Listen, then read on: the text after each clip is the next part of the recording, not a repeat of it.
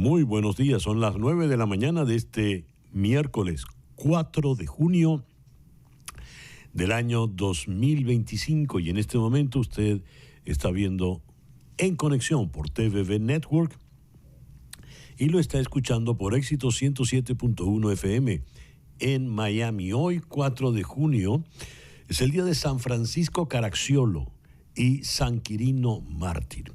En el calendario astrológico de Enrico Mariani todavía está la luna creciente en Virgo, pero en breve, a las 9:38, entrará creciente en Libra.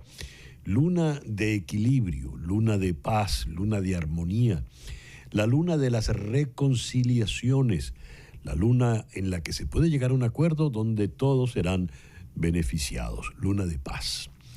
Así que por ahora tenemos todavía la luna creciente en Virgo, pero en breve a las 9:38 entrará creciente en Libra. El Sol, por supuesto, está en Géminis este miércoles 4 de junio.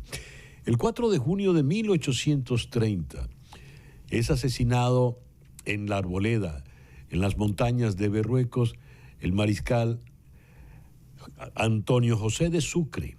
Tenía apenas 35 años, el héroe de la independencia. El 4 de junio de 1954, la Dirección de Comercio de la Propiedad Industrial y Comercial del Ministerio de Fomento de la República de Venezuela en ese entonces, le concede la patente titulada Harina de masa de maíz o masa de maíz deshidratada al ingeniero Luis Caballero Mejías para industrializar la producción de la masa de maíz deshidratada. Luego Mejías funda la empresa La Arepera, compañía anónima, para fabricar y comercializar el producto. Y en 1959 vende la patente por 275,000 bolívares, que en ese entonces era un dineral, a Lorenzo Mendoza Fleury, propietario de Cervecería Polar, y ahí arranca la producción de la harina pan. Y empezamos a comer arepas de manera masiva. El 4 de junio de 1974, el presidente Carlos Andrés Pérez publica en Gaceta Oficial el decreto por el cual se fija por primera vez en la historia el salario mínimo de manera dictada por el Ejecutivo. Esto es en Venezuela. El salario mínimo en ese momento era de 15 bolívares por jornada diaria trabajada, lo que sumaba unos 450 bolívares al mes. El equivalente eran $105 mensuales, en ese entonces salario mínimo. Hoy está cumpliendo 50 años Angelina Jolie. Hoy estaría cumpliendo 49 años Alexei Navalny, el líder rebelde ruso, quien fuera pues asesinado por Vladimir Putin, el líder del Partido del Progreso, el hombre al que más temía Vladimir Putin. Falleció a los 47 años. El 4 de junio de 1993, una vez defenestrado el presidente Pérez en su segundo gobierno, Ramón J. Velázquez es elegido como presidente interino hasta el 2 de febrero del año 94. El programa que te hemos preparado para el día de hoy lo vamos a iniciar con el doctor Manuel José Gazapo Lapallese, doctor en Relaciones Internacionales. Él es analista de geopolítica y director institucional en la de Universe. Él está en Madrid.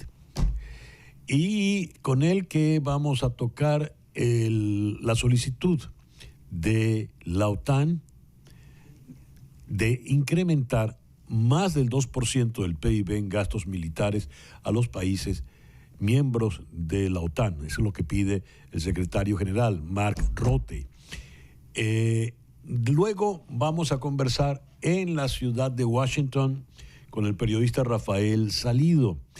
El ataque que se dio en Colorado es un acto terrorista, es un crimen de odio.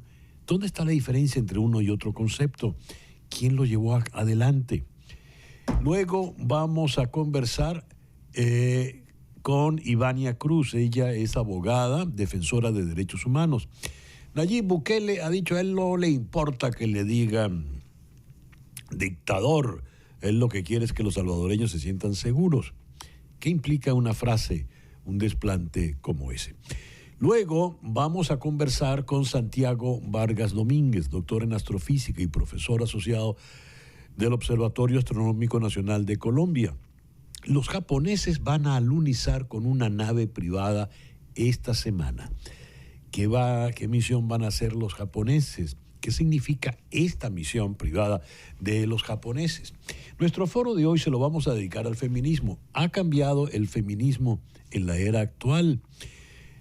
Cuando hablamos hoy por hoy de feminismo, ¿de qué estamos hablando? Lo vamos a abordar con la doctora Natalia Brandler. Ella es la presidenta de la Asociación Cauce, una organización no gubernamental que forma y empodera a las mujeres para asumir posiciones de liderazgo. Ella está en Roma. Y nos va a acompañar también la psicóloga Susana Reina en Ciudad de Panamá, directora de Feminismo Inc. Luego vamos a conversar con José Javier Rodríguez. Él es candidato candidato para fiscal general del estado de Florida. Y en Madrid vamos a conversar con el sociólogo Tomás Páez Bravo, coordinador del Observatorio Venezolano de la Diáspora, a propósito de la publicación del libro ¿Qué hacemos con la diáspora venezolana? Ese pues el programa que te hemos preparado para el día de hoy. Y ahora te invito a que tomes nota de este número telefónico: 305-468-0044. 305-468-0044. Ese es el teléfono de María Trina Burgos. María Trina Burgos es una abogada venezolana que tiene más de 25 años de experiencia trabajando temas migratorios aquí en los Estados Unidos. Está licenciada para trabajar en los 50 estados de la Unión y también en Puerto Rico. Si estás en Venezuela, llama al 212-771-3040. 212-771-3040. Esa llamada sin costo adicional para ti va a repicar aquí, en la oficina de María Trina Burgos en Miami. Son unos tiempos muy delicados en materia migratoria en los Estados Unidos, especialmente para los venezolanos. Por ello es imperativo, urgente, necesario, imprescindible contar con la asesoría de un buen abogado migratorio. Yo te sugiero a María Trina Burgos, tu abogada venezolana de migración. Te repito su número: 305-468-0044. 305-468-0044. Y ahora vamos con las noticias del día de hoy. A ver, las acciones de algunos jueces republicanos en tribunales trabajando para obstaculizar las acciones ilegales del presidente Trump han enfurecido al presidente. La ruptura más amplia con el conservadurismo judicial se produjo la semana pasada, tras una decisión 3-0 en el Tribunal de Comercio Internacional que restringió su autoridad arancelaria, una decisión protagonizada por uno de sus propios candidatos judiciales. El presidente Trump aparentemente decidió que ya había tenido suficiente. En una publicación de 500 palabras para Truth Social, dirigió su fuego retórico contra la base ideológica del conservadurismo judicial, la Sociedad Federalista y su cofundador, ex vicepresidente durante mucho tiempo y actual copresidente de la Junta, Leonard Leo. Era nuevo en Washington y me sugirieron usar la Sociedad Federalista como fuente de recomendaciones para jueces, escribió enfurecido el presidente Trump, y llamó a Leo allí un verdadero canalla con sus propias ambiciones. Estoy muy decepcionado con la Sociedad Federalista por los malos consejos que me dieron en numerosas nominaciones judiciales. Esto es algo que no se puede olvidar. No puedo negar que hay cierta alegría por el mal ajeno en esto, como si dijera: nunca pensé que los leopardos me comerían la cara. Cita textual. El primer ministro de los Países Bajos, Dick Schoof, anunció que cae todo el gobierno después de que los 5 ministros afiliados a la derecha radical, PVV, de Geert Wilders presentaran su dimisión, lo que impide la continuación de un gabinete en minoría y aboca a los Países Bajos a nuevas elecciones generales, año y medio después de las anteriores. En rueda de prensa posterior a un consejo de ministros de casi 2 horas, Schoof anunció que acudirá ahora al Palacio a presentar la dimisión al rey Guillermo Alejandro y que a partir de entonces el gabinete pasará a ser dimisionario, lo que supone que solo se encargarán de los asuntos en curso, dejando de lado los más controvertidos. Las fuerzas de seguridad cambian en Siria. Cientos de tropas estadounidenses se retiraron de Siria en las últimas semanas como parte de una reducción planificada, según declaró un funcionario estadounidense anónimo a Al Jabiya. Por otra parte, el enviado especial de Estados Unidos a Siria afirmó que la administración Trump aprobó la integración de combatientes extranjeros en el ejército sirio, a lo que Washington se había opuesto hasta al menos principios de mayo. Según informes, el gobierno interino sirio argumentó que integrarlos en el ejército es menos riesgoso que permitir que se unan a grupos militantes no estatales. Muchos de los combatientes extranjeros en cuestión son musulmanes uigures de China o de países vecinos. Ucrania ha detonado una enorme explosión submarina contra el importante puente ferroviario y de carretera que conecta la península de Crimea, ocupada con Rusia dañando sus pilares submarinos. La operación, reivindicada por el Servicio de Seguridad SBU de Kiev, es la segunda operación de alto perfil de Ucrania en días que ataca importantes activos rusos, tras un sofisticado ataque con drones contra la flota de bombarderos estratégicos de Moscú, cosa que ocurrió el pasado domingo. El último ataque contra el puente Kerch de 19 kilómetros de longitud, un prestigioso proyecto de Vladimir Putin inaugurado en 2018, se produce en medio de lo que parecen ser esfuerzos decididos por parte de Ucrania para cambiar la narrativa promovida por la administración Trump de que Kiev tiene pocas cartas en la guerra. La OCDE ha publicado nuevas previsiones de crecimiento y no pintan nada bien. Las estimaciones para la economía mundial y la de los Estados Unidos se han recortado aún más debido al aumento sustancial de las barreras comerciales, el endurecimiento de las condiciones financieras y el debilitamiento de la confianza empresarial y del consumidor. Cita textual. En cifras, el crecimiento de Estados Unidos se desacelerará drásticamente, pasando de 2,8% el año pasado a tan solo 1,6% en 2025 y 1,5% previsto para 2026. Esto también supone una disminución con respecto a la expansión de 2,2% para 2025, prevista antes de que el presidente Trump anunciara los aranceles del llamado Día de la Liberación, a principios del mes de abril. Las previsiones para 2025 de otros países de la OCDE también se redujeron, como China, Canadá y México, en comparación con las perspectivas provisionales anteriores. El candidato liberal Lee Jae-myung es el ganador de las elecciones presidenciales anticipadas en Corea del Sur, 2 meses después de que su archirrival, el entonces presidente conservador Yoon Suk Yeol, fuera destituido por la breve imposición de la ley marcial. Lee, el candidato del Partido Demócrata, sostuvo una victoria fácil, impulsado por la profunda frustración pública con los conservadores tras el desastre de la ley marcial de Yoon. Kim ha tenido dificultades para ganarse a los votantes moderados e indecisos, mientras que su partido del Poder Popular sigue sumido en un atolladero de disputas internas sobre cómo interpretar las acciones de Yoon. En Venezuela, la Comisión Interamericana de Derechos Humanos se pronunció tras los señalamientos del ministro de Relaciones Interiores, Justicia y Paz, Diosdado Cabello, contra las ONGs venezolanas Provea, Foro Penal, Médicos Unidos por Venezuela y Maracaibo Posible.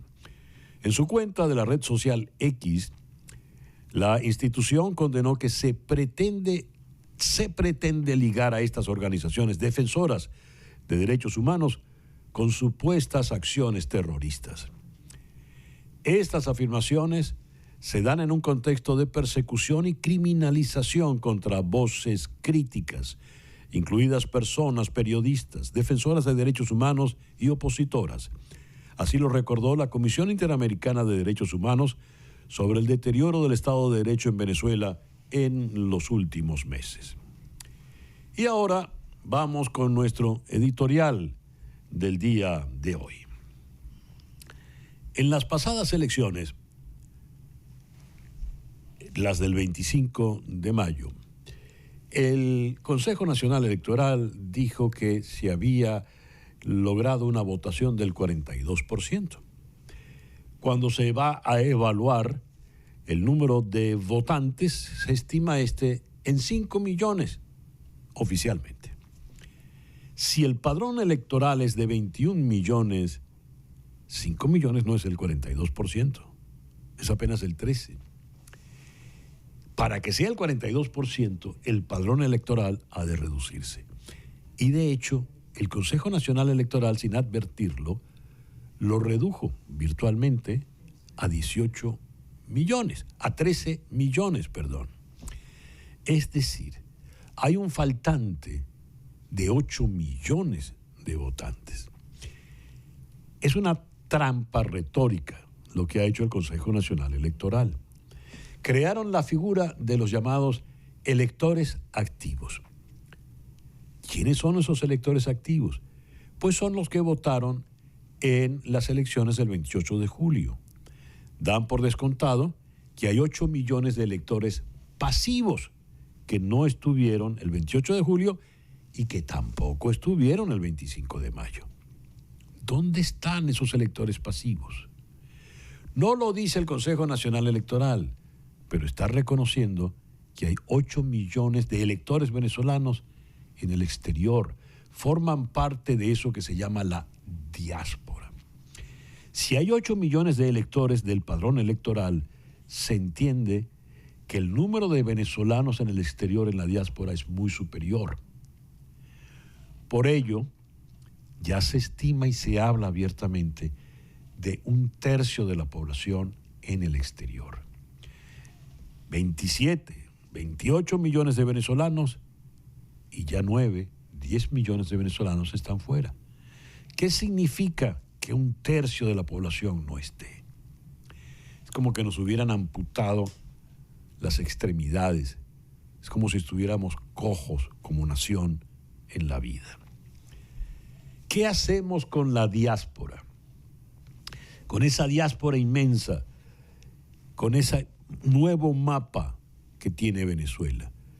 Porque la Venezuela que yo aprendí en primaria, el mapa limitaba al norte con el Mar Caribe y al oeste con Colombia, al este con en aquel entonces la Guayana Británica y con Brasil. Pues bien, ese mapa ahora es un mapa regado en el planeta, porque Venezuela está donde estén los venezolanos, donde haya venezolanos, ahí está el país, y los venezolanos hoy por hoy están en todas partes. Pues bien, ¿qué hacer con esa diáspora? Ese es el título del estudio que ha presentado el Observatorio de la Diáspora Venezolana, que dirige el sociólogo Tomás Páez Bravo. Él dice esto: en el siglo XXI, Venezuela rompe con 500 años de historia y se transforma en el país con el mayor éxodo de las Américas. Más de 9 millones de ciudadanos, aproximadamente 1/3 de la población. Levantan una investigación que alimenta el libro, que busca identificar y caracterizar el inmenso potencial hoy presente en todo el mundo, con el fin de incorporarlo al proceso de reconstrucción del país. Porque en algún momento muchos de ese tercio regresarán a Venezuela, y los que no regresen seguirán siendo venezolanos, seguirán formando parte de ese mapa inmenso y, por supuesto, tendrán que seguir contribuyendo para bien al progreso del país, que va a venir, no lo dudemos. Hacemos una pequeña pausa y ya regresamos con nuestra primera entrevista del día de hoy.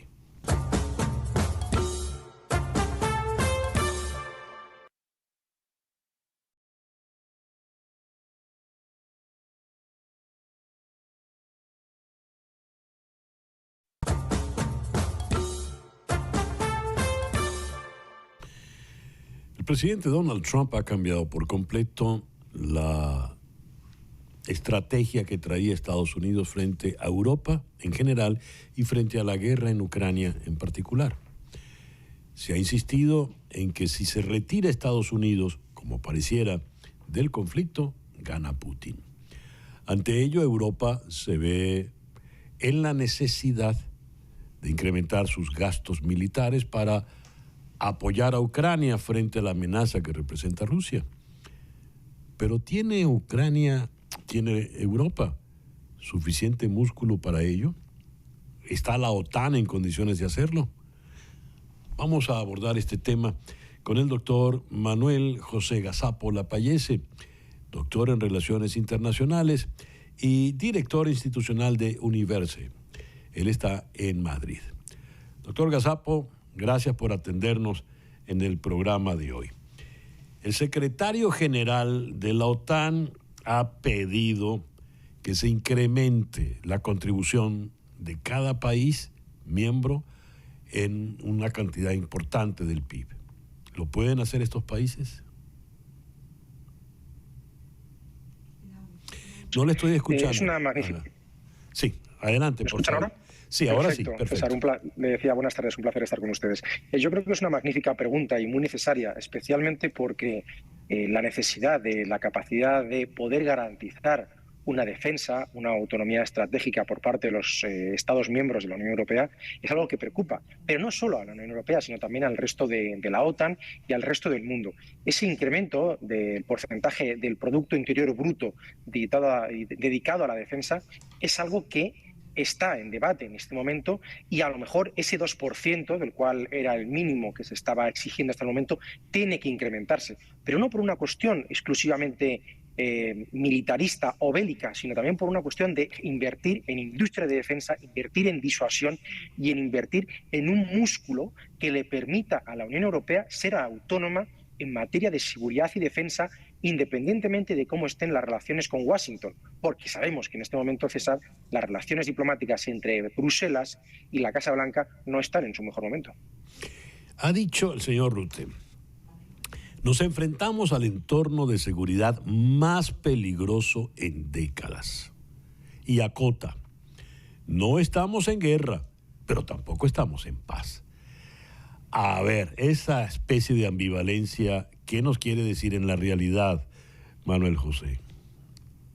Bueno, César, evidentemente habrá tantas perspectivas, opiniones o visiones en base a analistas hay o ciudadanos también puedan visualizar lo que está ocurriendo. Yo creo que claramente la Unión Europea sí está en una guerra. Quizás no en una guerra tradicional, pero hace mucho tiempo que ya abandonamos esas guerras tradicionales.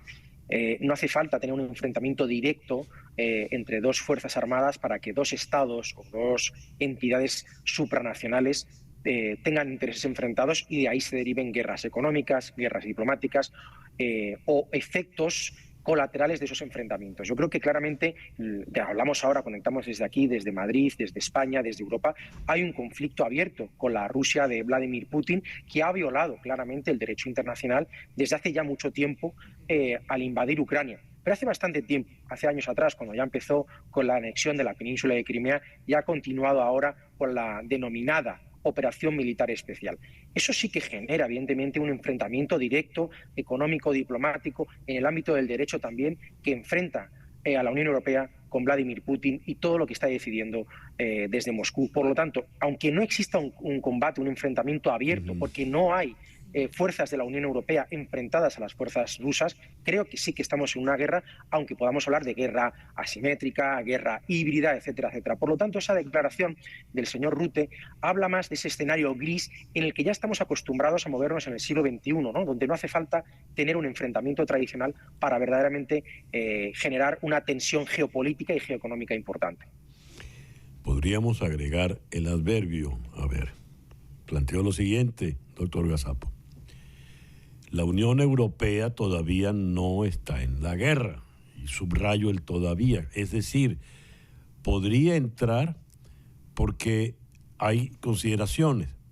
Polonia, por ejemplo, aunque ahora todo ha cambiado luego del panorama de las elecciones del fin de semana pasado, o el caso alemán con la oferta que hizo el canciller Merz a Vladimir, al presidente Zelensky. ¿Cómo la ves? Evidentemente estamos en un proceso de cambio. Posiblemente no lo hubiéramos planteado este escenario y lo hubiéramos interpretado como muy lejano hace justamente un año en la Unión Europea.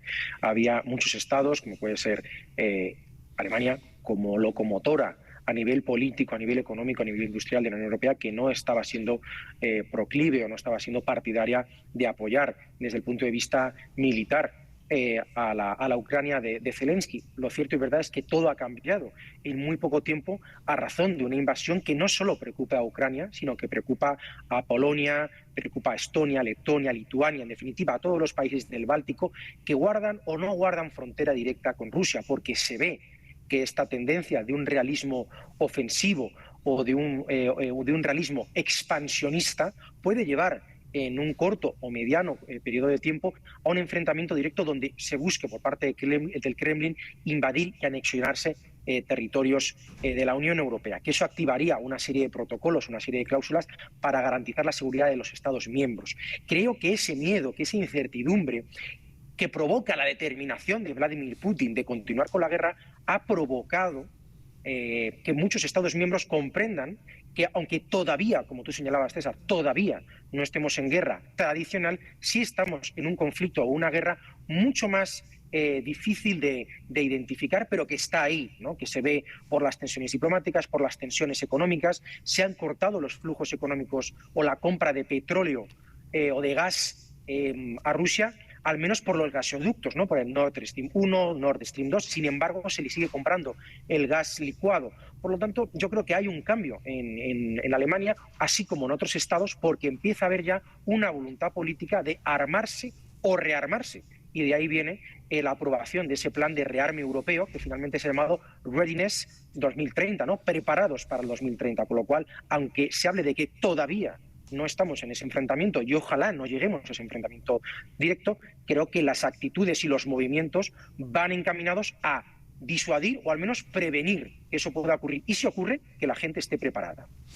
A ver, había una, como se dice ahora, una narrativa de... insistía en que Rusia tiene la guerra ganada en el aspecto puntualmente bélico. El enfrentamiento bélicamente está ganado para Rusia o va a favor de Rusia.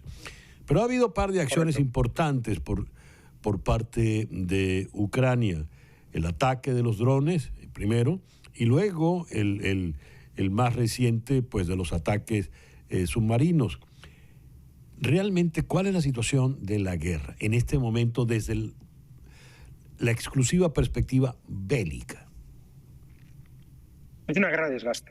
Es una guerra que yo en primera mano pude ver y pude conocer cuando a principios de este año pude ir a Ucrania y pude ver la situación que había en la capital, en Kiev, que no es principalmente la zona más dañada, como todos conocemos, pero sí que pudimos ver tanto los generales, el coronel con el que tuve el placer de viajar, todos responsables del Ministerio de Defensa aquí en España, donde vimos que había una guerra de desgaste que cansa tanto a las fuerzas y cuerpos de seguridad de Ucrania, a la población civil ucraniana, a los combatientes ucranianos, pero también desgasta a Rusia porque aunque tenga la fortaleza económica, aunque pueda seguir resistiendo y presionando y anexionando ese territorio, le está costando mucho.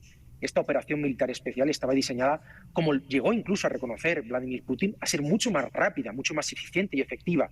Y sin embargo se ha alargado en el tiempo. Por lo tanto, es un conflicto que daña a ambos combatientes, pero está claro que los recursos para poder mantener este nivel de enfrentamiento siempre han sido y van a seguir siendo por ahora mucho más ricos, mucho más numerosos en el lado ruso y no en el lado ucraniano. Principalmente porque el mundo, aunque coincide con apoyar a Zelensky a la hora de reclamar un respeto al derecho internacional, Sí. apoya a Zelensky y sus negociaciones de paz. Todos esos apoyos, por ejemplo, a la Unión Europea, César, no se traducen en un apoyo real a nivel militar. Por lo tanto, a tu pregunta de cómo está la situación militar o la guerra desde el punto de vista bélico, hay un punto muerto, pero ese punto muerto siempre juega a favor de los intereses de Rusia y en contra del futuro de los ucranianos. Manuel José, muchas gracias por estos minutos en el programa de hoy. Un placer. El doctor Manuel José Gazápola Pallese es doctor en Relaciones Internacionales, nos habló desde Madrid. Y ahora veamos esto.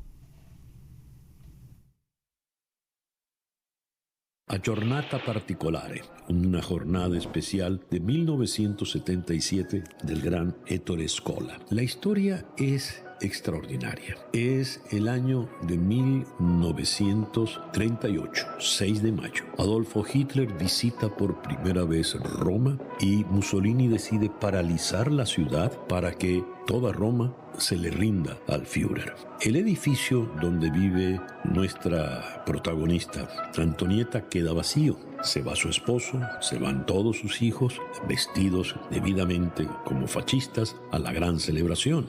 El edificio queda solo, excepto que por un pajarito que se extravía de una ventana a otra, nos enteramos que ha quedado otro individuo que no ha sido tentado por la manifestación. Antonieta se queda a hacer labores del hogar y el individuo es Gabriel, un locutor de radio que no se siente para nada identificado con el fascismo porque, entre otras cosas, es homosexual y, como se sabe, el fascismo perseguía, como sigue persiguiendo, pues, a los homosexuales. El encuentro que se da entre estos dos personajes solitarios es único. El trabajo que hace Ettore Scola es magistral. Es una de las películas más hermosas que he visto en mi vida, porque estas dos personas tan distintas, que nada tienen en común, van a vivir esa jornada particular cuando toda la ciudad se le rinde a Hitler y queda para ellos un edificio, una vida y una soledad.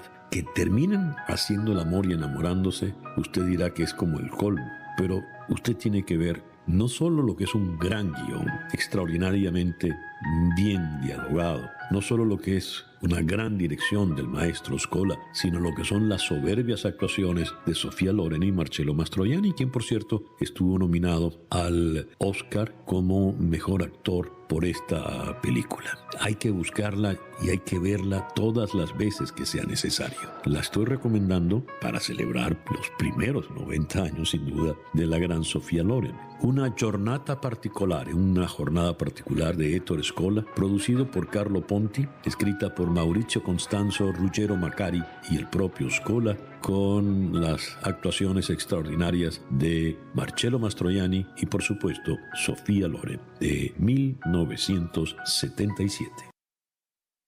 Esa película, cuando usted tenga oportunidad, no la deje pasar. Leo lo siguiente.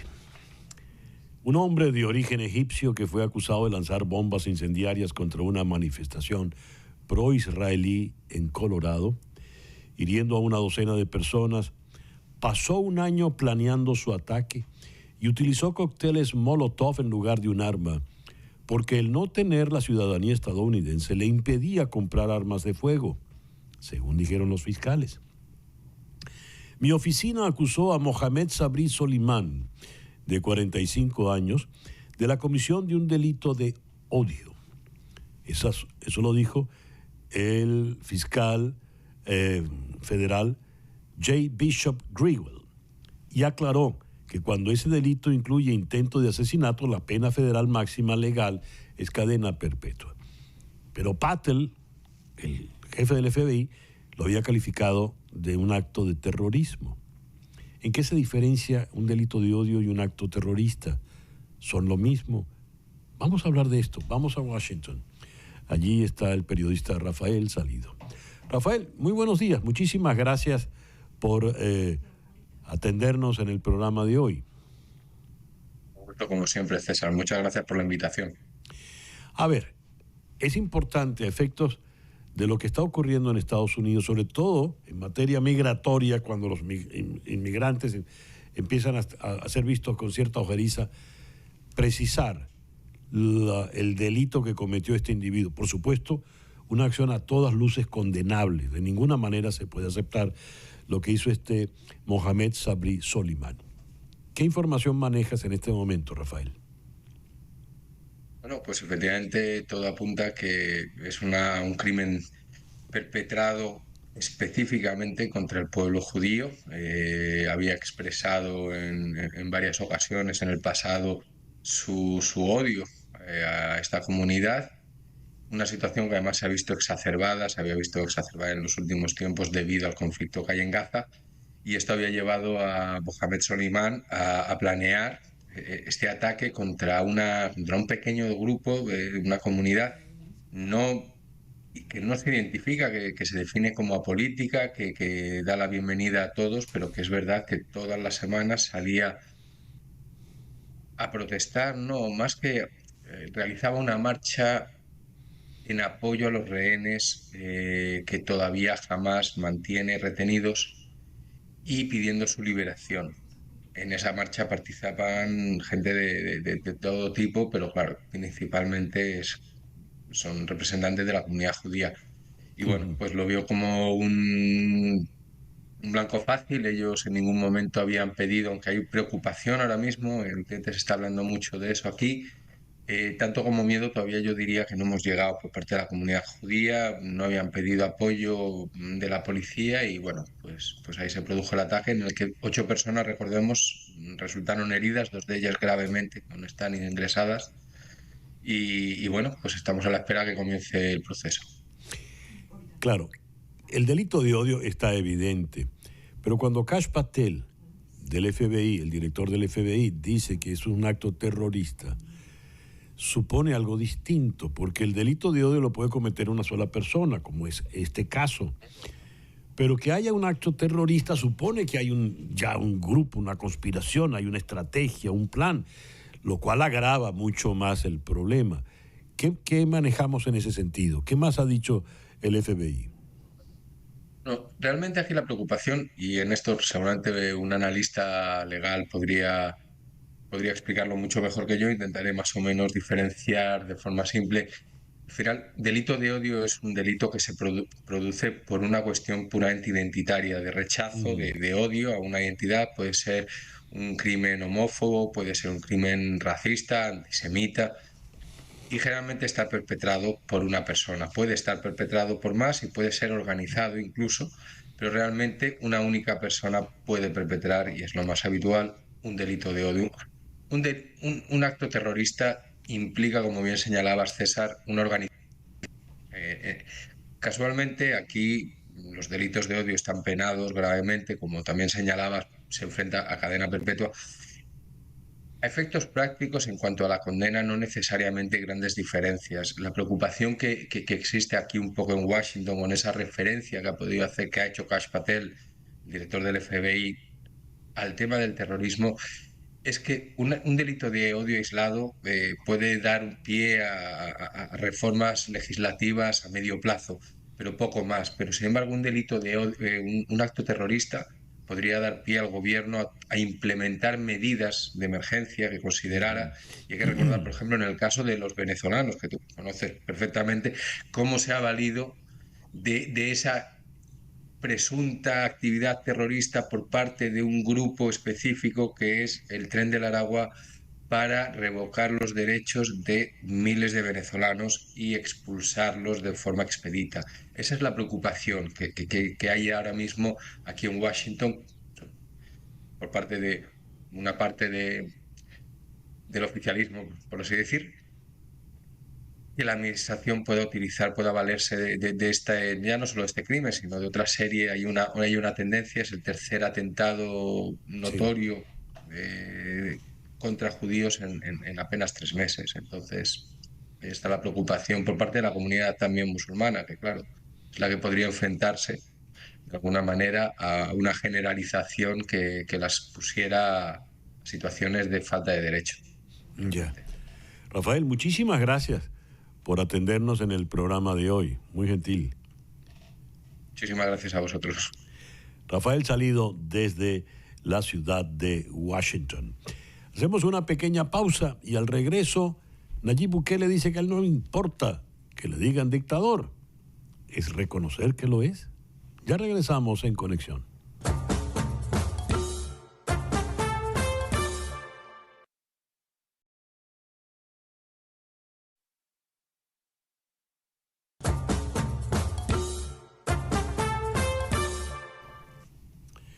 Leo lo siguiente. ¿Saben qué? Me tiene sin cuidado que me llamen dictador. Prefiero que me llamen dictador a ver cómo matan a los salvadoreños en las calles o recibir reportes de cuántos muertos llevamos al día. Esas son palabras de Nayib Bukele en un discurso en el Teatro Nacional. Y dijo: aunque griten que liberen a los detenidos, no los voy a liberar ya ni nunca.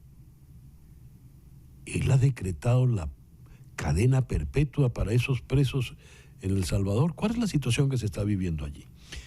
Vamos a consultar con Ivania Cruz. Ivania es abogada, defensora de derechos humanos. Ivania, muy buenos días. Muchísimas gracias por atendernos en el programa de hoy. Muchas gracias, César, una vez más en estar en este espacio y obviamente con una situación muy problemática de El Salvador y ahora con un mandato inconstitucional de Bukele donde ya se destapa su máscara de, obviamente, de dictador. Claro, si él dice, me tiene sin cuidado que me llamen dictadores, porque está asumiendo que en efecto lo es, ¿no?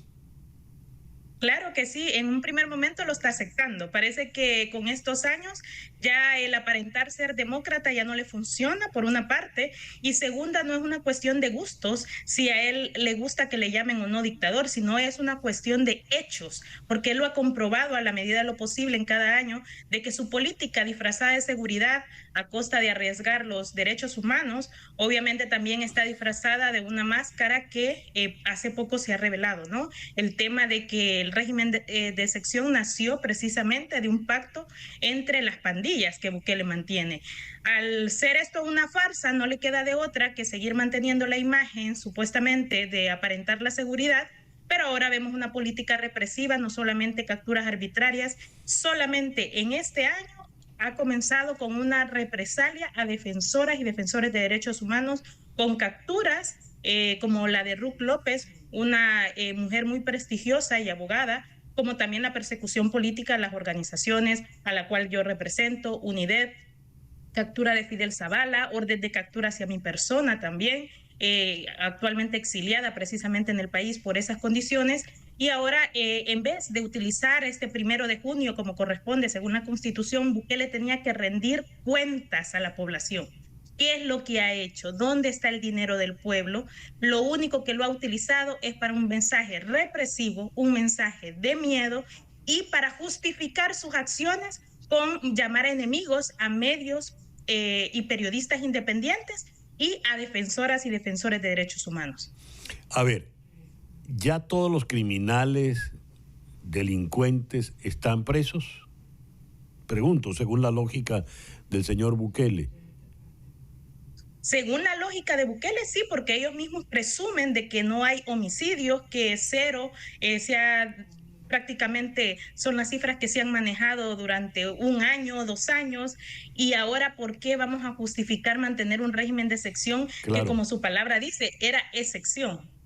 Muy bien, si ya él tiene las calles seguras porque tiene a todos los criminales presos, entonces ya no hay que seguir deteniendo gente.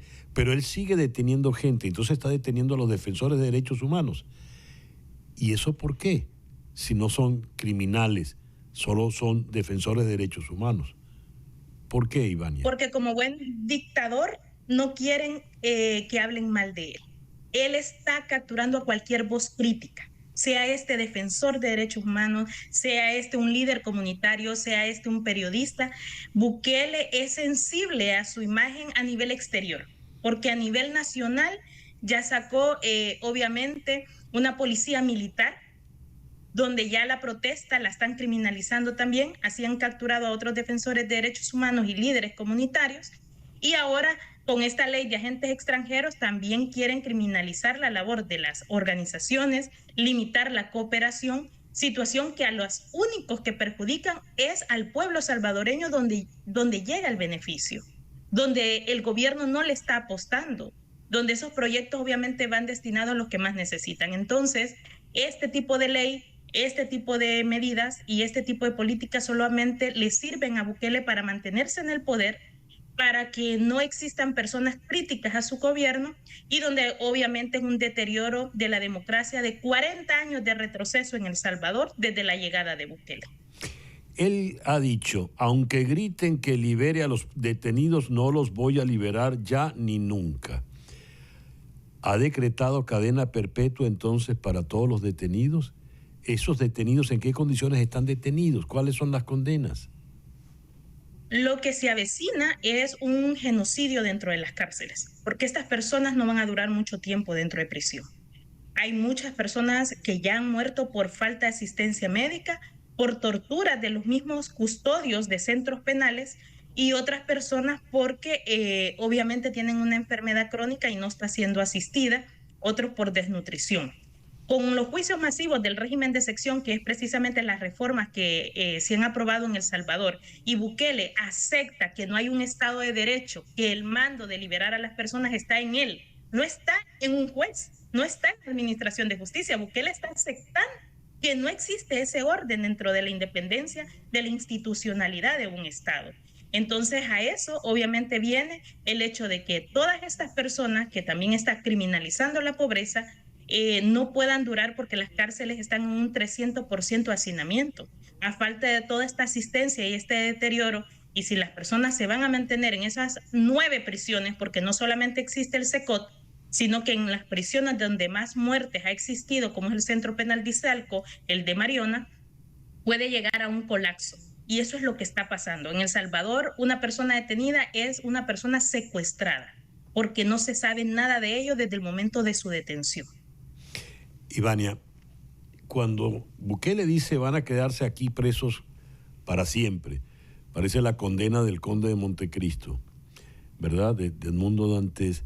¿Eso vale para los que fueron enviados desde Estados Unidos, los deportados por Donald Trump, por la señora Kristi Noem? ¿Vale para ellos también?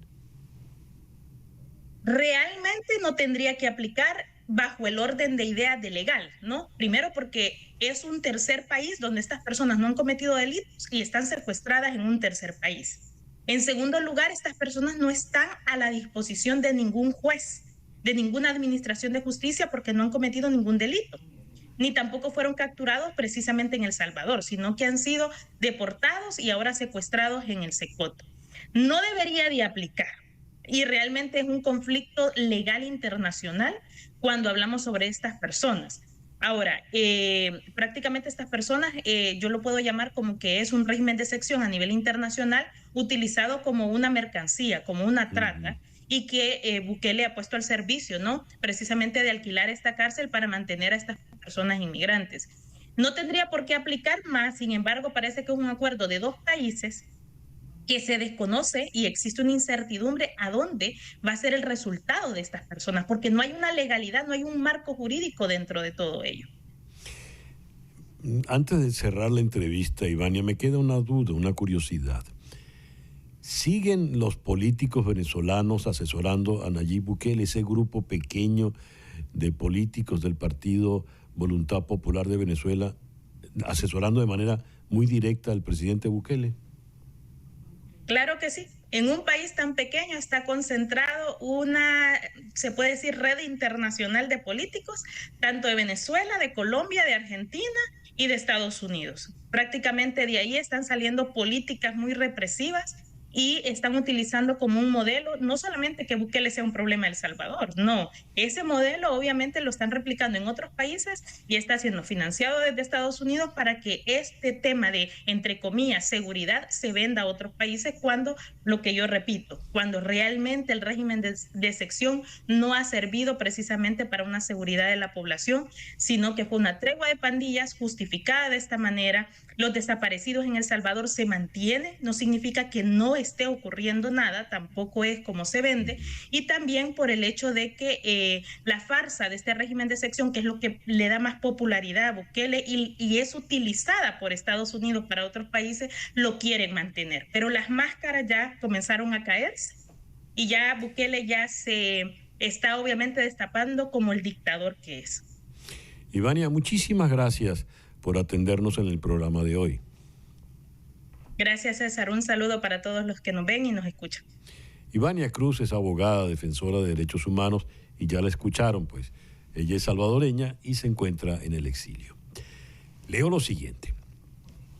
Cuando la desinformación se disparó durante los 4 días de conflicto entre India y Pakistán, los usuarios de redes sociales recurrieron a un chatbot de inteligencia artificial para verificar los hechos.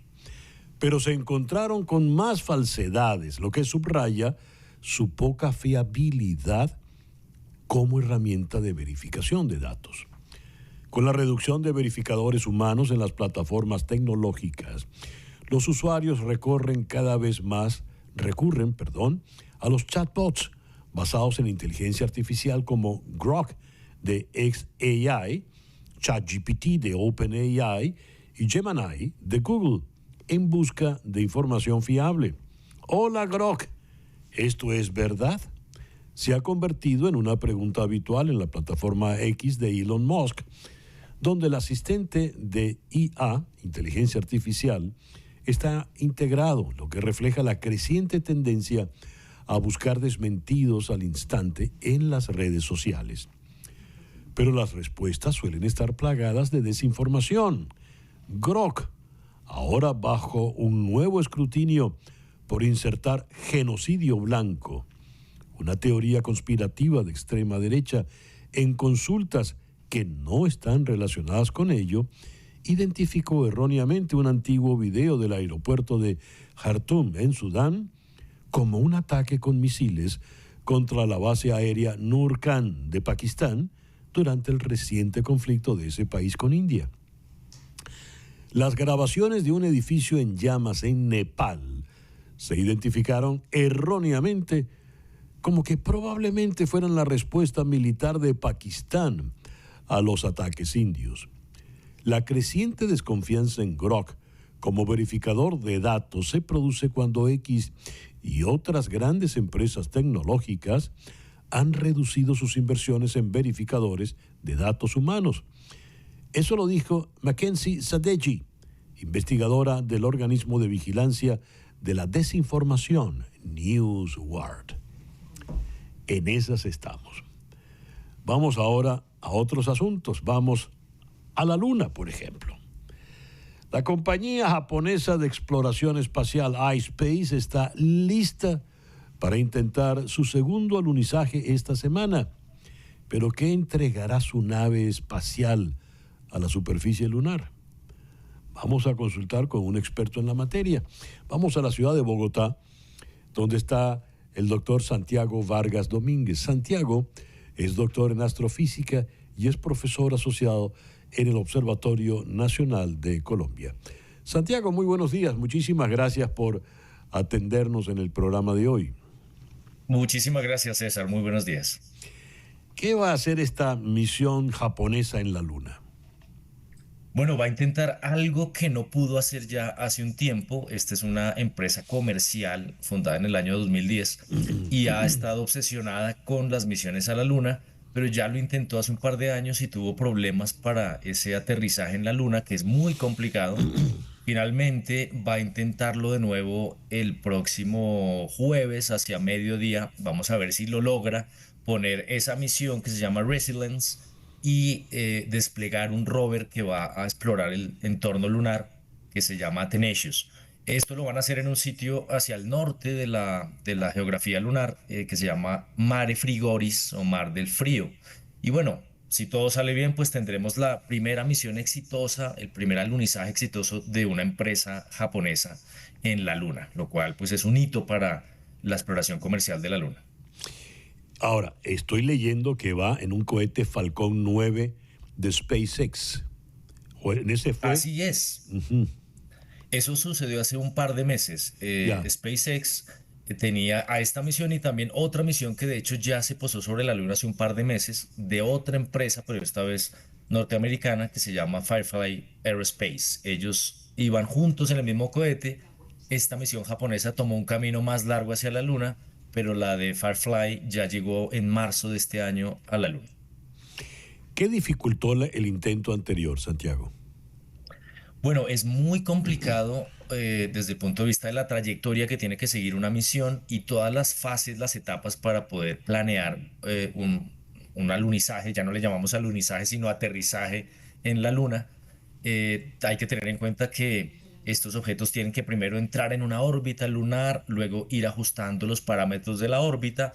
Hace apenas 5 días, esta misión japonesa ajustó esos parámetros. Ahora mismo se encuentra a unos 100 kilómetros de la superficie lunar y la velocidad pues a la que viaja es descomunal, ¿no? Son 6.000 kilómetros por hora. Controlar cada uno de los procesos es muy complejo y bueno, la fase más complicada es la que ven ahora, que es posarse sobre la Luna. Eso ha sido un reto para muchos porque han habido muchas misiones que han fallado a lo largo de la historia, así que esperemos que salga bien en esta oportunidad para esta compañía iSpace. Estamos viendo el video que está en la página donde explican la misión. Parece casi una película de Pixar, ¿verdad? De estos dibujos animados actuales, donde vemos unos robotitos que van, sacan aquí materiales y más. ¿Cuál es la idea? ¿Qué es lo que van a construir acá, Santiago? Bueno, estamos haciendo como humanidad todo ese plan para volver a llevar seres humanos a la Luna, ¿no? La Agencia Espacial Norteamericana, la Agencia Espacial Japonesa, los chinos también están muy interesados en la nueva conquista o la nueva exploración lunar. Hay intereses muy importantes desde el punto de vista científico. No sabemos, por ejemplo, si podremos en algún momento extraer recursos de la Luna para poder planear bases de seres humanos en la Luna. Ya sabemos que la Luna tiene agua congelada en algunas zonas y de esa agua podríamos extraer oxígeno para poder hacer que los humanos respiren sin ninguna dificultad y extraer hidrógeno como combustible para cohetes. Eso por el lado de llegar a la Luna y poner una base de seres humanos, que es el plan a mediano plazo. El plan a largo plazo es que la Luna sea un trampolín para misiones mucho más desafiantes al planeta Marte, por ejemplo, pero eso sucederá seguramente en varias décadas, pero ya se está planeando con lo que va a suceder en la Luna. Pero hay intereses también comerciales para la extracción de otros recursos naturales importantes, minerales en la Luna, que puedan traerse a la Tierra y que obviamente van a elevar la economía del planeta Tierra con base en estos recursos naturales extraterrestres. Y por último, pues también hay un interés geopolítico, ¿no? Esto siempre está ahí, hay tensiones geopolíticas porque el que llegue a la Luna y de alguna manera muestre todo su poderío, pues geopolíticamente también está en una posición de ventaja. Así que hay objetivos tanto científicos como comerciales como geopolíticos. Santiago, aquí en la Tierra tenemos varios miles de años peleándonos los espacios, ¿verdad?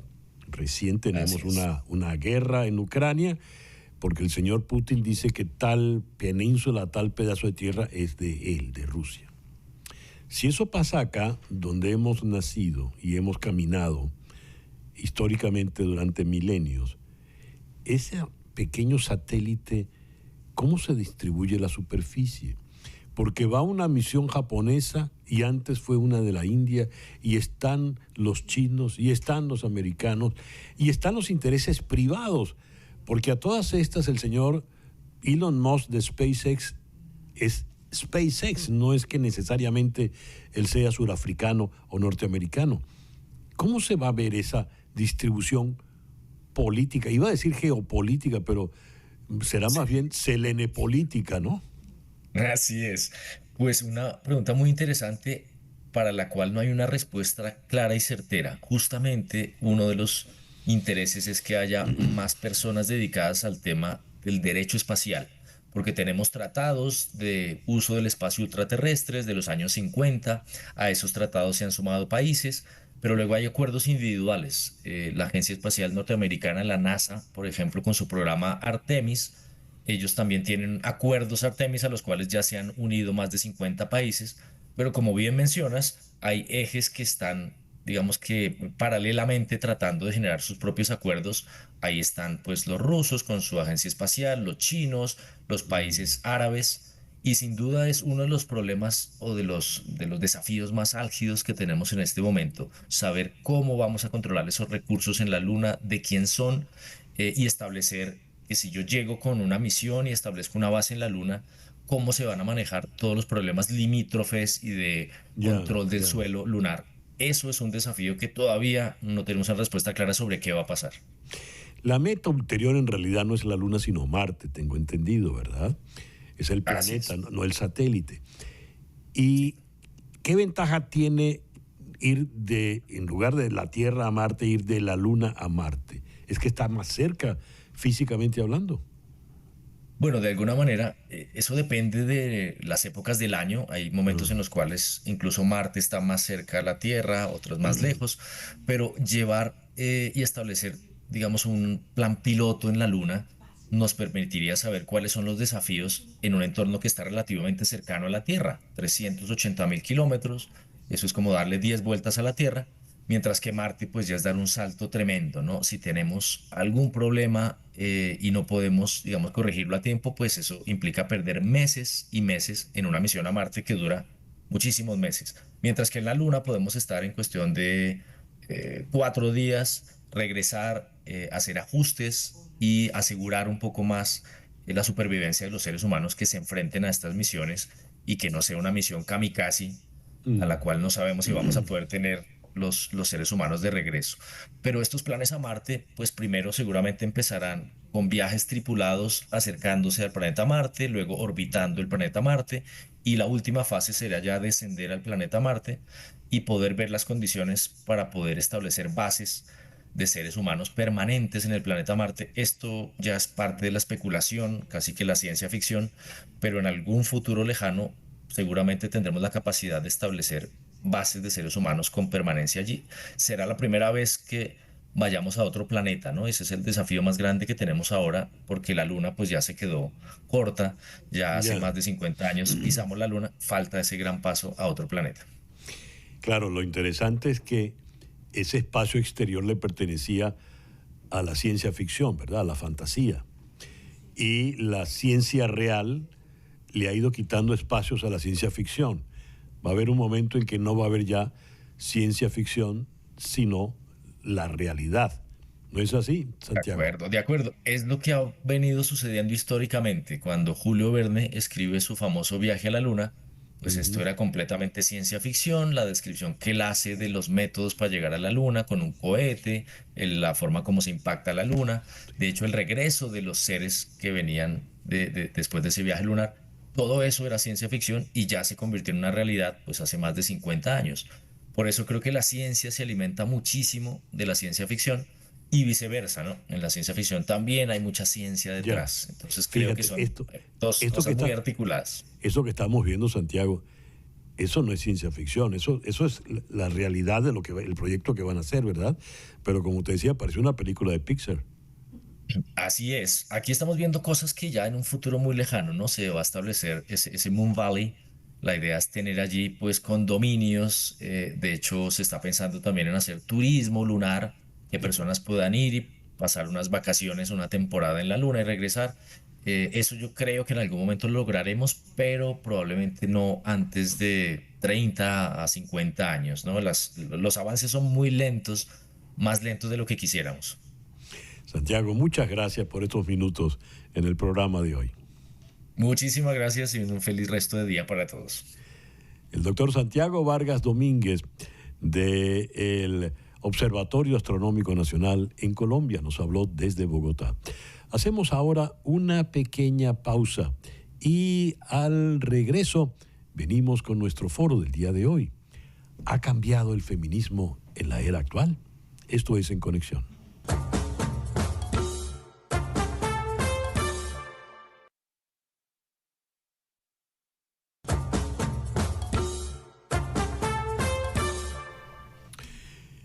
Leo lo siguiente. El feminismo ha recorrido un largo camino desde sus orígenes en el siglo XIX, cuando las primeras activistas luchaban por derechos básicos como acceso a la educación y al voto. A lo largo del tiempo, el movimiento se ha desarrollado en distintas oleadas, cada una con sus propias reivindicaciones y contextos históricos. La primera ola se centró en la igualdad legal y política. La segunda, surgida en los años 60 y 70 del siglo pasado, amplió el foco hacia la igualdad en el ámbito laboral, la sexualidad y la denuncia de la violencia de género. Más recientemente, la llamada tercera ola introdujo la noción de interseccionalidad, reconociendo que las mujeres no son un grupo homogéneo y que factores como la raza, la clase social, la orientación sexual también influyen en la discriminación. Esta evolución demuestra la capacidad del feminismo para adaptarse, enriqueciéndose con nuevas ideas y desafíos a medida que avanza la sociedad. El feminismo en la actualidad, nuevas luchas y desafíos. De ello es que vamos a hablar en el día de hoy. En Roma está la doctora Natalia Brandler. La doctora Brandler es doctora en ciencias políticas y preside la asociación CAUCE, organización no gubernamental que forma y empodera a las mujeres para asumir posiciones de liderazgo. Y en la ciudad de Panamá está la psicóloga Susana Reina, directora de Feminismo Inc. Natalia, Susana, muchísimas gracias por atender nuestra invitación para el foro de hoy. Vamos a comenzar con la que está más lejos. Vamos a comenzar con Natalia allá en Roma. ¿Cuáles son los retos feministas en los tiempos que corren, Natalia? Bueno, yo creo que lo primero que tenemos que decir es que el feminismo es, como dice la filósofa Amelia Valcárcel, es civilizatorio. Y las reivindicaciones que tienen las mujeres, que tenemos las mujeres, en particular las feministas, son reivindicaciones que vienen desde hace 300 años produciendo cambios importantes. Hemos sido un agente de cambio fundamental. Entonces, yo lo veo como un continuo. Es decir, muchas de las reivindicaciones que se empezaron a hacer en el siglo XIX todavía están a medio camino. ¿Y por qué digo esto? Porque la base del feminismo es que por ninguna circunstancia debería el hecho de haber nacido hombre o mujer debería producir diferencias o carencias distintas por ese hecho. Entonces no hay más que ver el mundo tal como está en este momento y vamos a imaginarnos por un momento que fuera al revés, que las funciones de los hombres las hacen las mujeres y las mujeres hacen las funciones de los hombres. Y veríamos que realmente lo que hay es una profunda desigualdad todavía en esas reivindicaciones que son las básicas. Pero, ¿qué es lo que sucede y qué es lo que queremos cambiar? Bueno, fundamentalmente que ese modelo, o sea, porque siempre dicen, no, es que las mujeres lo que quieren es la igualdad con los hombres. Bueno, no queremos la igualdad con los hombres porque eso significaría decir que los hombres son el modelo de la sociedad que nosotros queremos. Y no hay más que ver, echarle una mirada al mundo como está hoy en día, ese mundo que han creado los hombres, porque las mujeres no lo hemos creado, no estamos en los cargos, no somos las que estamos dirigiendo las guerras ni los conflictos, para darse cuenta que ese modelo no es el que queremos las mujeres. Queremos un modelo donde nos podamos sentir felices en el mundo donde estamos, nos podamos sentir cuidadas, en paz, en fin, con muchas cosas que no existen. Entonces, ¿ha habido un cambio? Sí, el cambio fundamental es que se ha ampliado la mirada hacia quienes, que no hay una sola mujer, que las mujeres, las reivindicaciones políticas no son las únicas, que las reivindicaciones laborales son fundamentales, la de la educación, la igualdad, pero que hay mucho más que hay que cambiar y que no todas las mujeres viven igual esas diferencias, ¿no? Entonces, por supuesto, se ha ampliado el espectro de la lucha de lo que significa la igualdad. Susana, me gustaría ahora oír tu opinión sobre ese presente de la lucha feminista. Sí, bueno, suscribo todo lo que dice mi compañera Natalia, compañera de muchas luchas. Y yo agregaría esto que en este momento la gran diferencia está, yo lo veo como en dos áreas. Uno, todo el tema de lo digital, porque esto impone nuevos retos, ¿no? Todo el tema de la inteligencia artificial, de la violencia digital, de la ciberviolencia, que, bueno, que no teníamos antes y que de alguna manera uno puede decir que es la misma violencia en la vida real con otros mecanismos, pero impone retos diferentes que toca también el elemento generacional. Y como tú hablaste de olas, pues los distintos grupos etarios de mujeres que estamos congregadas en torno a esta idea de la igualdad, pues impone distintas expectativas y distintas maneras de llevar esta discusión adelante. Pero hay otro elemento que a pesar de que el feminismo siempre ha tenido reacciones adversas desde su nacimiento, porque lo que intenta es una transformación cultural, pues ahora yo veo y encontramos una narrativa antifeminista que por un lado supone que ya para qué ustedes quieren más, si ya ustedes lograron esa igualdad, o sea, a crear una ilusión de igualdad o a negar la necesidad incluso de hablar de este tipo de temas, ¿no?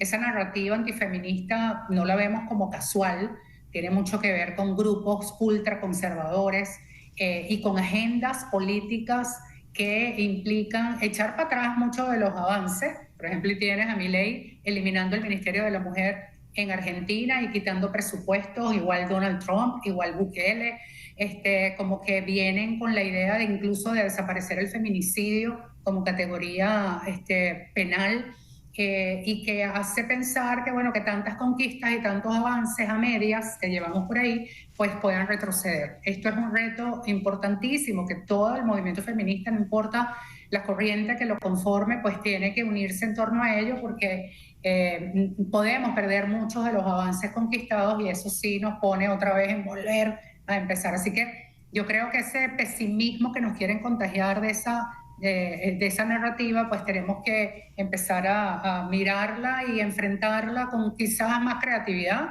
más ingenio, más unión, más alianza. Quizás hemos fallado en hacer ver que este es un movimiento social que no solamente interpela a nosotras las mujeres, sino a los hombres también, y que esa sociedad soñada que dibujaba Natalia, pues está en las manos de todos lograrlo, ¿no? Entonces sí creo que hay nuevos retos y bueno, pero también muchas esperanzas, ¿no? Muy interesante. Natalia, comentaste algo que me llamó la atención. A ver, nosotros no queremos ser iguales a los hombres porque el mundo que han hecho los hombres no nos gusta del todo. Pero es que ese mundo de los hombres fue hecho también por mujeres. No quiero ir a la familia, ni a la concepción de la familia, ni a las sociedades matriarcales, ni mucho menos. Me voy a limitar a poner ejemplos. En la Europa contemporánea, el rol de la señora Angela Merkel fue determinante. Antes, el rol de la señora Margaret Thatcher fue determinante. En la actualidad, la Unión Europea la lidera una mujer, Ursula von der Leyen. La canciller, la señora Callas, es también mujer. México, el país más machista quizá de América Latina, o a lo mejor no lo es, pero ellos se ganaron la fama después de tantas películas y rancheras, lo está presidiendo una mujer, la señora Claudia Sheinbaum. Y aunque Susana nos puso el ejemplo del señor Trump, pues en su gobierno hay unas mujeres con unos roles interesantes. La señora Kristi Noem tiene un papel protagónico. Marjorie Taylor Greene tiene también un rol, digamos, protagónico. Tulsi Gabbard tiene un rol protagónico. A ver, cuando uno está de acuerdo o en contra de ellas, lo está a favor o en contra por lo que representan, por lo que dicen, no porque sean mujeres o porque sean hombres. Pero no es gratuito que sean mujeres las que están allí. Me gustaría que me ayudaras a entender esto. Me gustaría conocer tu visión de este asunto. Bueno, indudablemente que las mujeres han empezado a acceder al poder con respecto a el mundo de nuestras madres o abuelas, pues ha habido un gran cambio, más mujeres aspirando a llegar al poder. acceder a cargos de poder y, por supuesto, apoyadas, y esto ha sido gracias a las luchas del feminismo, que ha ido estableciendo alianzas incluso con organismos internacionales que han empujado una agenda feminista a nivel global, y eso ha ayudado enormemente a que las mujeres, digamos, el reconocimiento de que la mujer puede llegar a acceder al poder. Ahora bien, las mujeres que llegan al poder están también inmersas dentro de una estructura predeterminada, política, social, dentro de la cual tienen que, digamos, funcionar, tienen que establecer agendas dentro de esos esquemas que ya existen, digamos, de la estructura del gobierno, de la forma en que se manejan las instituciones, y, sin embargo, aún así, las mujeres que han accedido al poder han establecido mejoras, han permitido que haya nuevas legislaciones que favorecen justamente a las mujeres. De hecho, ha habido una ampliación de derechos en países gobernados por mujeres. Ahora bien, esos podríamos decir que son mujeres que acceden al poder, pero eso no quiere decir que toda la estructura política en la cual las mujeres ejercen el poder sea una estructura favorable a los derechos de las mujeres o al bienestar de las mujeres. Y uno lo puede ver en ejemplos específicos. Es decir, puede que haya leyes que favorecen a las mujeres, pero no necesariamente, por ejemplo, leyes para la prevención de la violencia hacia las mujeres, pero sin embargo los feminicidios no han disminuido, la violencia hacia las mujeres no ha disminuido. Es decir, vemos que lo que hace falta también son cambios profundos, cambios estructurales, cambios culturales y cambios sociales que van más lentos que solamente ajustes políticos, si pudiéramos decir, ¿no? Y por eso es que la agenda feminista sigue vigente, porque no es solamente llegar al poder, es hacer una transformación de ese mundo, de esas estructuras en las cuales se ejerce el poder. Muy interesante. A ver, cuando uno habla del feminismo así a secas, y Susana hablaba de la narrativa negativa, yo decía, bueno, pero ¿será que es que estamos buscando la isla del Evo? Estamos buscando a las Amazonas, ese sitio donde solo había mujeres que lo controlaban todo. ¿Por qué está a qué obedece que haya una narrativa que se presume o se asume como negativa cuando una persona aborda el tema feminista sin conocerlo y sin formar parte de la causa feminista? ¿Por qué, Susana? Es decir, es que la mujer es insaciable, es como que es una postura muy machista, evidentemente, es que siempre pide más, nunca está satisfecha. ¿Por qué, Susana? Ya llevándolo al terreno claro, del feminismo, ¿no? Claro, mira, toda transformación cultural genera resistencia, ¿no? Siempre hay como una amenaza latente de eliminar algunos privilegios a quienes han mandado toda la vida. Esos casos, por ejemplo, que tú nombrabas de estas mujeres son poquitísimos. Fíjate que tú las puedes nombrar con nombre y apellido. Jefas de Estado, no hay ni 15 en 196 países. Es decir, que la proporción, si vemos las cifras y las estadísticas de quienes generan este modo de vida, son básicamente hombres, ¿no? El que se hayan introducido algunas mujeres ahora es una novedad. México, por ejemplo, tiene una ley de paridad en su constitución, y eso ha hecho que muchas mujeres puedan acceder por distintas vías, ¿no?, al poder. Y está por verse y escribiéndose esa historia, ¿no?, de ver cómo esa relación o distribución de poder entre hombres y mujeres pues llega a un nivel equitativo.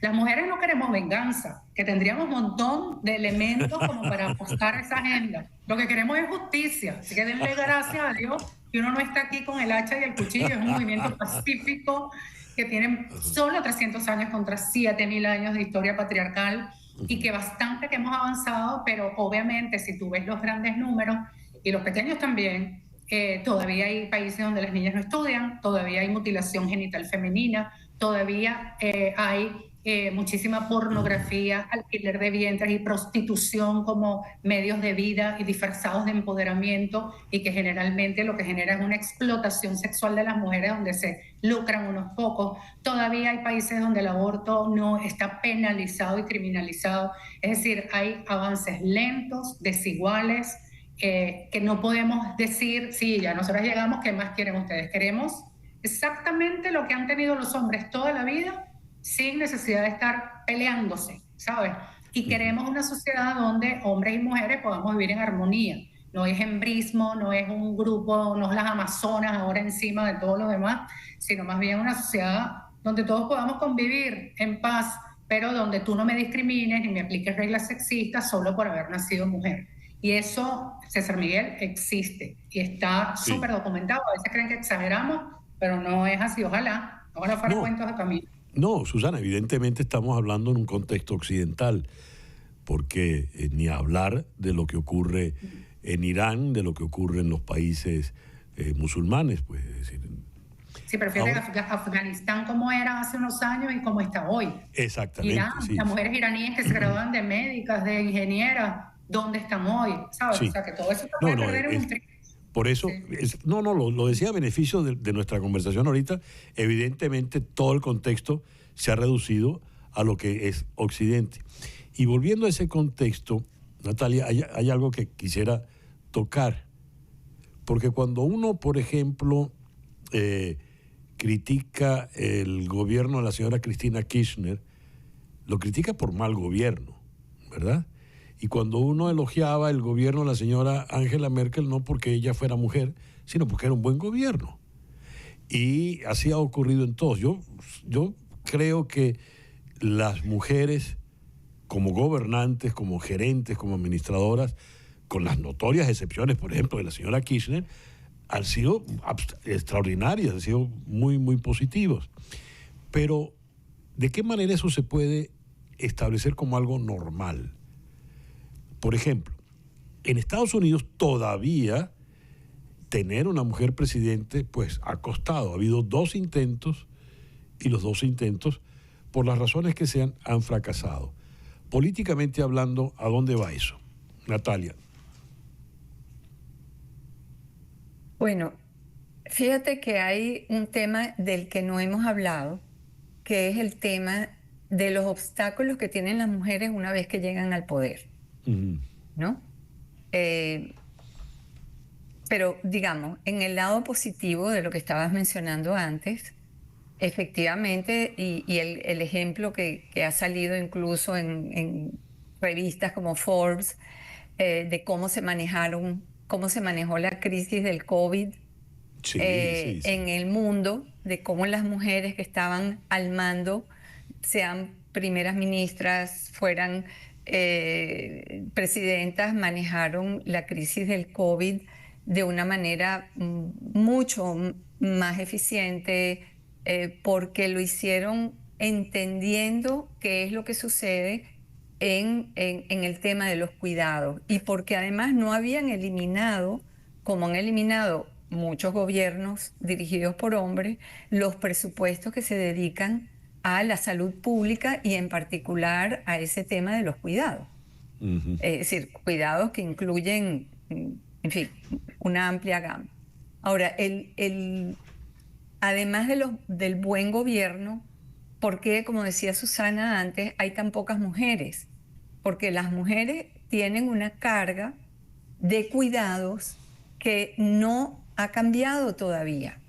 Y en países como los nuestros, ¿verdad?, donde los estados todavía, el Estado está ausente o el Estado no logra resolver cosas básicas como la escuela, el transporte público, el cuidado de los ancianos, el cuidado de los bebés, en fin, eso recae siempre sobre las mujeres, con lo cual eso limita su capacidad de acceder al poder y, cuando está en el poder, de mantenerse en el poder.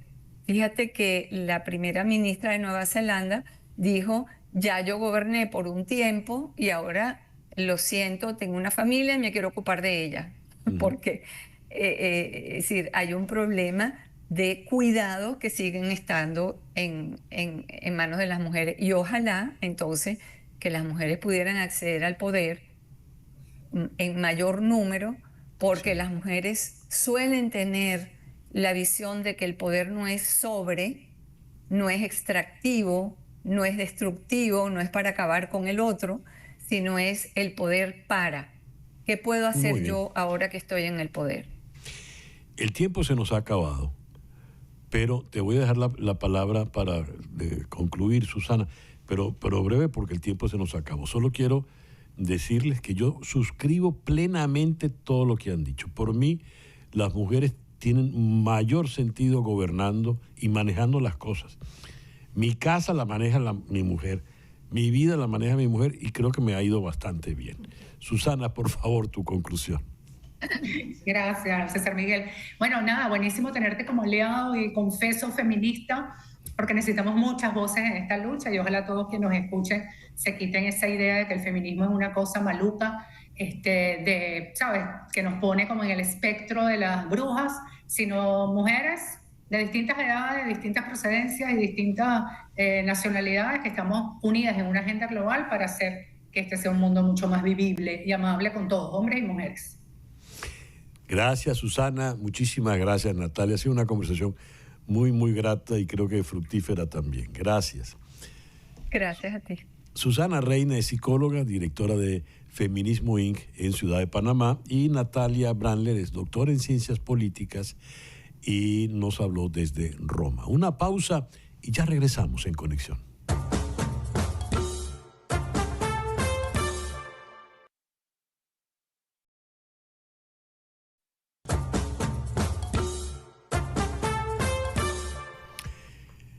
Leo lo siguiente. Me postulo para ser el abogado del pueblo, para mantenernos seguros, para erradicar la corrupción y enfrentar a quienes hacen tratos a puerta cerrada en Tallahassee, para aumentar los costos a nuestra gente. Me postulo para darle un respiro a las familias, trabajadores y dueños de casas. Esto que he leído lo dice José Javier Rodríguez, quien se ha postulado como fiscal general del estado de Florida. Hablemos con él. José Javier, muy buenos días. Muchísimas gracias por atender nuestra invitación en el programa de hoy. Al contrario, gracias por invitarme. José Javier, cuando dices me postulo para darle un respiro a las familias, trabajadores y dueños de casa, asumo que están asfixiadas las familias. ¿Qué las tiene asfixiadas? ¿Quiénes las están asfixiando? Mira, me postulo para fiscal general de la Florida para mantener la seguridad, reducir los costos y enfrentar a la corrupción que hay en el gobierno estatal en Tallahassee. Si me preguntas quién está asfixiando, esa es la respuesta. La corrupción en Tallahassee, que repetidamente es la raíz de muchos de los costos que vemos. Por ejemplo, las tarifas de luz. El FPL está pidiendo 1.5 mil millones de dólares más y Tallahassee se los va a dar. Si soy fiscal, eso para. También los seguros, sobre todo los seguros de casa, siguen subiendo. Y cuando tiene que ver con fijar las tarifas, regular el proceso de reclamos, ellos lo que ellos quieren, Tallahassee se los da, sin preguntas. Otra vez, si salgo como fiscal general de la Florida, eso también para. Tengo un historial de enfrentar a los poderosos y corruptos, tanto como abogado que también como senador estatal. Y si es que los televidentes me conocen, seguramente es como ese legislador estatal que siempre estaba enfrentando a los poderosos en Tallahassee cuando tenía que ver con los dueños de condominio, con los trabajadores, con los estudiantes y muchas veces haciendo batalla cuando parecía que nadie más lo haría. Así que el mensaje como fiscal si eres poderoso o te estás tomando ventaja de los floridanos. A mí no me importa si eres poderoso. Van a saber quién soy y van a tener que responder. Este es un estado muy particular porque es un estado con un peso muy importante migratorio, una migración importantísima de la América Latina. Este es un estado donde se habla español abiertamente. El problema en el sur de la Florida, por ejemplo, es no hablar español, no hablar inglés, al revés de lo que puede ocurrir en el resto. En tiempos donde la migración pasa a ser un asunto delicado, espinoso, ¿verdad? Difícil de manejar. Habida cuenta que buena parte de tus electores son hispanoparlantes, de ascendencia inmigrante, ¿qué les dices en estos tiempos?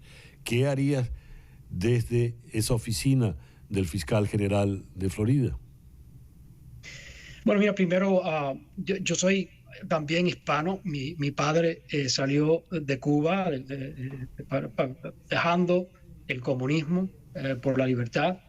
Y también la razón que vienen muchos de los hispanos es en búsqueda de un país de derecho y dejar la corrupción y la explotación.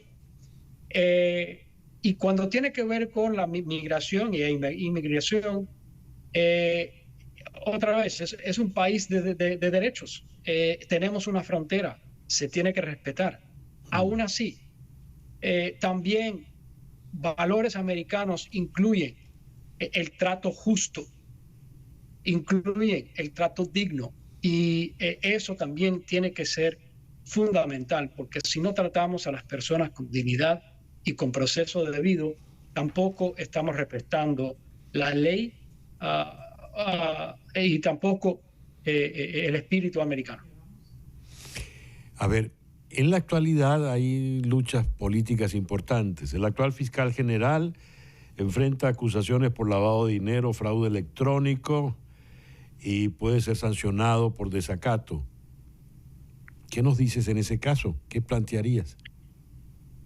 Mira, la función del fiscal general es velar por los intereses del pueblo floridano, de la gente en el estado de la Florida.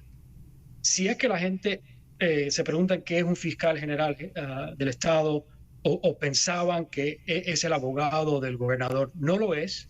Es el abogado del pueblo, debería ser. No hemos tenido un fiscal general verdadero en décadas por la corrupción que hay en Tallahassee. El fiscal actual es quizás el más corrupto entre muchos corruptos que hemos tenido, pero también es el menos independiente que hemos tenido. Como mencionaste, un plan que él dirigió está bajo investigación criminal porque se parece que tomaron dinero de los contribuyentes para poner en campañas políticas, pero también enfrenta la posibilidad de consecuencias en frente de una jueza federal, porque él no llega a decir claramente a las fuerzas de ley aquí en el estado de Florida que tienen que cumplir con la ley. Parece mentira, pero es así. Es curioso porque se supone que el fiscal es el que está para cuidar de que se aplique la ley. Ya como última pregunta, José Javier, estando, no es el fiscal, lo acabas de decir, no es el abogado del gobernador, sino el abogado del pueblo. Pero ¿no crea eso un enfrentamiento muy fuerte en Tallahassee, entre el fiscal y el gobernador y el Congreso del Estado? Debería, sí. Mira, como abogado del pueblo, si salgo electo como fiscal, a mí no me importa si es alguien que está violando la ley, explotando a la gente o siguiendo la corrupción. A mí no me importa qué tan poderoso o qué tan rico es. Para mí es defender a los intereses de los floridanos. Así que si uno no quiere necesariamente estar en conflicto con otros, pero si tiene que ver, si tiene que ser el gobernador, y no importa el partido, ¿no? Puede ser un gobernador demócrata también. Eso es la función del puesto, y hay muchos ejemplos en otros estados donde ese es el papel que juega el fiscal general, pero aquí no hemos tenido uno verdadero por mucho tiempo. José Javier, muchísimas gracias por atendernos en el programa de hoy. Gracias a ti. José Javier Rodríguez, ya lo escucharon, se ha postulado, aspira a ser el próximo fiscal general en el estado de Florida. Y ahora les invito a que vean esto.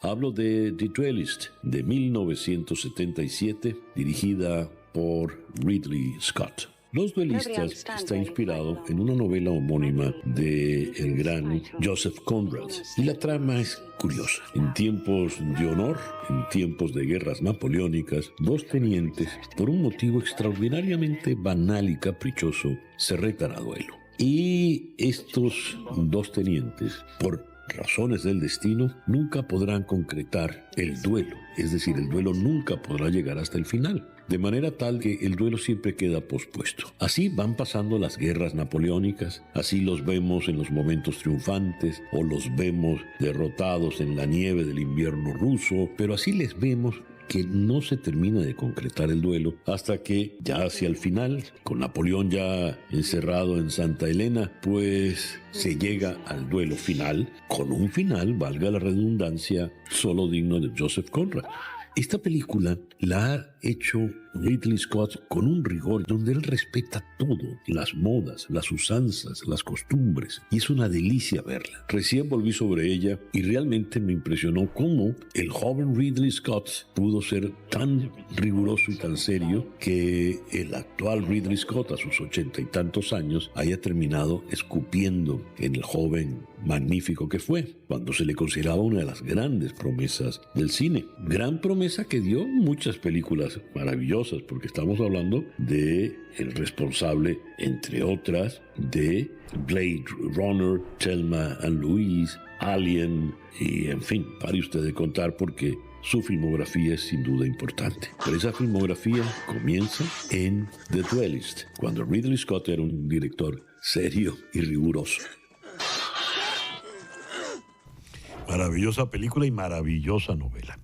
El editorial del programa de hoy se lo dedicamos a la diáspora. Somos un tercio del país fuera del país, lo cual supone, como decíamos, ya una geografía distinta. El mapa de Venezuela no es el mapa que conocimos en la escuela primaria. Es ahora un mapa regado por el planeta. Y nuestro editorial vino a propósito del libro ¿Qué hacemos con la diáspora?, de Tomás Páez, quien es el director del Observatorio de la Diáspora Venezolana. Vamos a Madrid para conversar con él. Tomás, muchas gracias por atender nuestra invitación en el programa de hoy. Y voy de lleno con la pregunta. ¿Qué hacemos con la diáspora? Gracias, César, por la invitación. Yo incluso cuando conversaba con el editor sobre el título, decían, ¿qué hacemos? Suena como que es un tema de futuro, ¿no? Y la realidad es que la diáspora ya lo está haciendo. La diáspora está ha forjado toda una estrategia, esas más de 1.400 organizaciones de la diáspora en todo el mundo, haciendo cosas en cada uno de los ámbitos: salud mental, emprendimiento, arte, música, conectados a las organizaciones e instituciones del viejo mapa, del mapa que ya no es, del mapa que ya es historia. Entonces, es lo que ha hecho ella, lo que nos ha permitido confeccionar este libro que vamos a presentar dentro de pocos días en la ciudad de Florida. Ya lo hicimos en Madrid. Uh-huh. Y a ver, cuando tú planteas la pregunta y la respondes en presente, ¿qué es lo que está haciendo? ¿Qué es esa diáspora a efectos? Porque todavía pensamos, Venezuela, el territorio limitado políticamente donde nacimos todos. Pero hoy por hoy, ¿qué es esa diáspora a efectos de ese país? Mira, esa diáspora es 9.100.000 personas hasta el mes de abril. Estamos ahora produciendo información mensual. Son más de 1.500 municipios, son más de 500 ciudades, son más de 1.400 organizaciones trabajando conectadas, hilvanando, entrelazando, urdiendo un tejido de iniciativas en todos los terrenos, que hacen diplomacia pública, que denuncian lo que ocurre en el país, pero no solamente se dedican a la denuncia, articulan, son instrumentos a aprovechar, son vehículos para la internacionalización de empresas e instituciones de los países de acogida, pero también del país de origen. Esto lo está pensando hoy, y eso lo agradecemos mucho, organizaciones como la OIT, UNESCO, que están pensando en la diáspora y en las diásporas como mecanismos de integración, como mecanismos de desarrollo, de aprovechamiento de esas capacidades para intercambio de ideas, productos, bienes, servicios, alianzas comerciales, financieras, tecnológicas. Digamos, es una enorme oportunidad que se está abriendo y es el trabajo que viene haciendo la diáspora venezolana en todos los frentes. Uno se sorprende de los logros, de las actividades en todos los planos. Están ejerciendo una diplomacia pública distinta a la oficial y están construyendo una geopolítica alterna a la del gobierno venezolano. Hay un detalle, se asume que cuando cambie la situación en Venezuela regresarán los venezolanos, pero es mentira que van a regresar todos, porque buena parte de esa diáspora ha hecho vida en sus sitios de origen, allí en sus destinos, se han establecido y no tienen por qué salir de allí. Entonces, ¿eso quiere decir que pasan a ser extranjeros frente a Venezuela? No, siguen siendo venezolanos y trabajan por Venezuela. ¿Eso no nos llevaría a redefinir lo que es la diáspora como tal, Tomás? No, es diáspora exactamente, y se define como diáspora en los acuerdos internacionales, porque es una población que, habiéndose mudado más lejos, sigue comprometida con su país, con su país de origen. Ahí lo que esta realidad interpela la noción de Estado-Nación, ya se modificó. Sí. Esto interpela lo que es la representación política parlamentaria, no solamente de los parlamentos nacionales, sino incluso de los parlamentos regionales, como ha hecho México, con aquellas regiones que son próximas, fronterizas con los Estados Unidos, que reservan sillas a los ciudadanos mexicanos que están residiendo en Estados Unidos. Entonces se redimensiona todo, porque la participación no tiene que ver con la presencia física. Lo que tú estás haciendo con tu programa de radio sigue siendo escuchado, porque tú eres una persona referente, un comunicador respetado, un confiable, y eso te van a seguir escuchando, estés en Miami, estés en Nueva York o estés en Caracas, porque el tema es que hoy es posible gracias a la comunicación, a las facilidades que nos ofrecen las redes, ¿no? A ver, decir somos un tercio fuera de Venezuela duele, porque si uno agarra el cuerpo humano y le quita un tercio a ese cuerpo, le está quitando bastante, le está quitando 2 brazos, una pierna, en fin. ¿Cuántos somos ya en la diáspora, Tomás? Somos 9.100.000, pero somos 9.100.000 que estamos extendiendo ese brazo, que estamos extendiendo las extremidades, que estamos ampliando el corazón, que estamos creando nuevas oportunidades, que estamos aceptando los desafíos, que estamos nutriendo a los familiares y amigos que hemos dejado en el viejo mapa, vía remesas sociales y económicas. Las remesas sociales tienen que ver con información, conocimiento. Qué bueno que nosotros tengamos personas gestionando medios de comunicación internacionalmente, que estén en los centros de excelencia en el mundo, que estén en los centros de salud que están haciendo investigación en el mundo, porque eso nos indica que no vamos a perder el tren del desarrollo, y que con esos venezolanos que hoy están, que se mudaron más lejos, vamos a aprovechar todas esas capacidades y todo ese potencial, porque además hay compromiso y disposición de los venezolanos en el mundo a hacerlo. Tomás, ya como última pregunta, que lo has estudiado, cuando hablamos de un tercio, entonces prácticamente no hay familia venezolana que no tenga miembros fuera.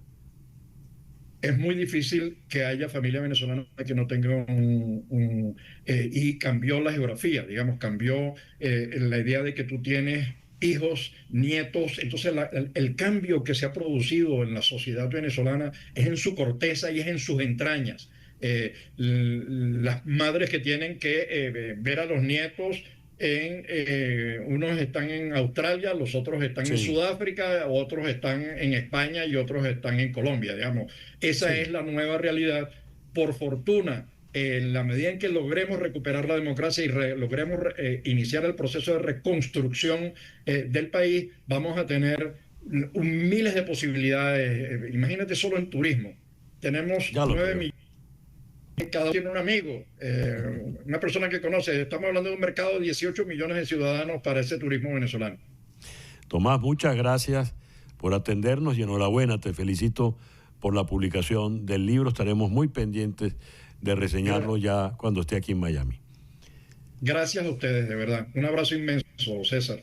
Tomás Páez, coordinador del Observatorio Venezolano de la Diáspora desde Madrid. Y este jueves, en Conexión, choca el tren de Elon Musk contra el Congreso. Este jueves, en Conexión. Gracias por permitirnos estar allí y tengan todos el mejor día posible.